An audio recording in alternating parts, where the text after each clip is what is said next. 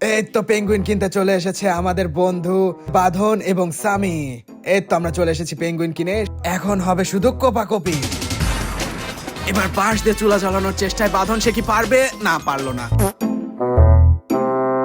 প্রথমে গোলাপি দেখতে ফলগুলো ভেজে নেই, এরপর সাদা আপেলগুলো কেটে নেই।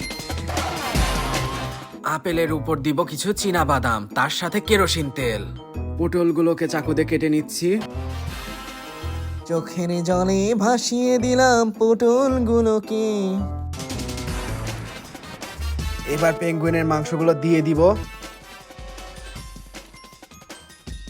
ওভেন জ্বালানোর জন্য কিছু জাদুমন্ত্র পড়ে ফু দিচ্ছি। ডেজার্ট হিসেবে নিয়ে নিচ্ছি কিছু চানাচুর। কোপাকপি শেষে আমরা ভদ্র মানুষের মতো সবাই বসে পড়লাম। আজ চলে যাচ্ছি কিন্তু যাচ্ছি না। পরবর্তী কোপাকপি শেষে আমরা আবারও আসবো আপনাদের মাঝে। দর্শক, আপনাদেরকে নিয়েই আপনাদের এই অনুষ্ঠান।